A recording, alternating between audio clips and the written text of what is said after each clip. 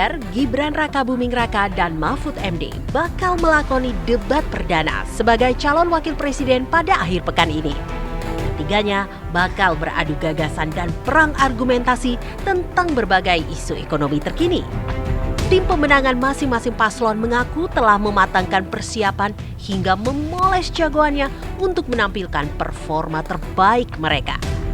Maklum saja KPU kali ini mengangkat tema debat yang lumayan berat, mulai dari ekonomi kerakyatan dan digital, investasi, pajak, hingga pengelolaan anggaran. Paling tidak ada 3 hal yang harus dikuasai. Pertama, tentu penguasaan materi terkait dengan isu-isu ekonomi. Itu harus dikuasai.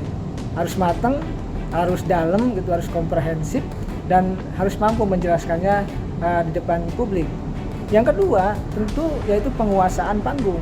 Bagaimanapun seorang cawapres atau seorang yang sedang debat itu harus menguasai panggung. Bagaimana misalkan gestur tubuhnya, lalu penguasaan terhadap audiens, lalu melakukan gimmick-gimmick, itu menjadi penting. Yang ketiga, tentu yang tidak kalah pentingnya adalah bagaimana kandidat cawapres bisa memprediksi pertanyaan dari moderator maupun dari lawan debat. Debat cawapres kali ini pun diprediksi lebih menarik lantaran menjadi ajang uji literasi ekonomi dari 3 generasi. Apalagi tidak ada satupun cawapres yang berlatar belakang pendidikan ekonomi. Gibran Rakabuming bakal beradu debat dengan Caimin dan Mahfud MD yang usianya terpaut puluhan tahun. Apalagi soal penilaian publik yang selalu meragukan kemampuan Gibran yang selama ini kerap menghindari forum debat. Masyarakat Indonesia menanti-nanti penampilan Gibran. Walaupun katakanlah ketika undangan debat di luar tidak hadir, yaitu hak dia, hak yang bersangkutan. Tapi ketika di KPU, maka ya bisa jadi Gibran akan menghadirkan debat yang bagus, yang baik. Karena bagaimanapun dia kepala daerah, tentu punya pengalaman dalam konteks berpidato, gitu ya, dalam konteks berkomunikasi dengan masyarakat. Dan kita lihat saja soal menghindar debat di luar, maka penilaian publik itu harus dijawab oleh Gibran dengan debat yang bagus, dengan debat yang berkualitas, dengan tadi perdebatan yang substantif, sehingga keraguan-keraguan publik itu terjawab oleh Gibran di debat. Latar belakang Caimin yang dikenal sebagai politikus senior, Gibran sebagai sosok muda yang membawa nama besar Presiden Jokowi, serta Mahfud MD yang dikenal sebagai pendekar hukum, diprediksi memberikan warna berbeda dalam perdebatan.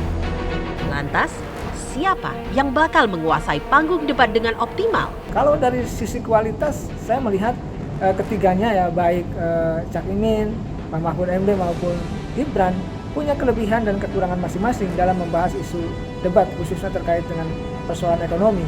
Tentu kalau kita bicara siapa yang unggul, ya semuanya punya kekurangan, punya kelebihan, punya kapasitas, punya plus, punya minus. Tetapi ya tentu kita tunggu saja siapa nanti yang akan unggul, akan memenangkan debat, baik secara kekuatan permasalahan atau penguasaan masalah maupun penguasaan panggung, maupun tadi prediksi terkait persoalan atau pertanyaan dari moderator maupun lawan debat. Publik berharap ketiga cawapres bisa menawarkan gagasan-gagasan yang otentik dan bukan hanya bisa mengkritik.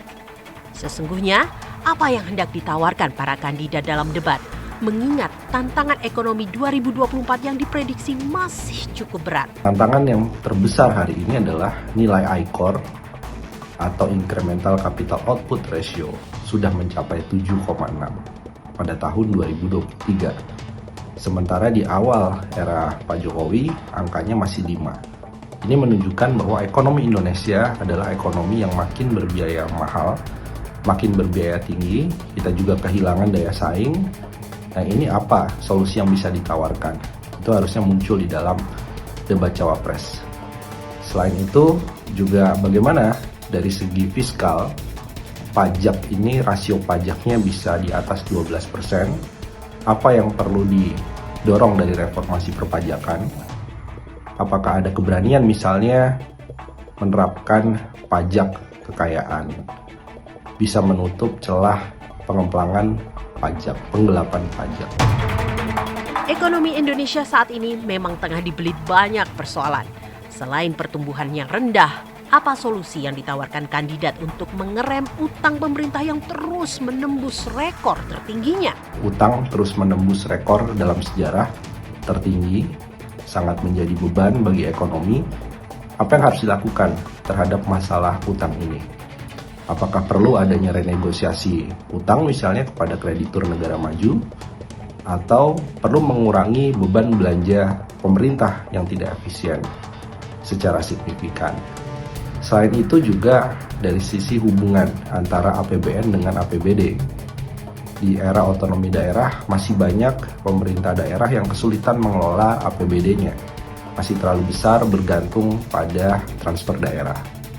Sampai dengan permasalahan soal transisi ekonomi digital, menciptakan lapangan kerja yang berkualitas, UMKM bisa lebih banyak dilibatkan dalam rantai pasok digital, tidak terlalu banyak mengakomodir impor, itu pun juga hal yang perlu diadres.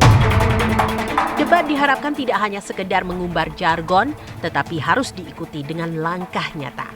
Biarkan masyarakat menilai, cawapres yang benar-benar menguasai persoalan ekonomi bukan hanya sekedar janji-janji.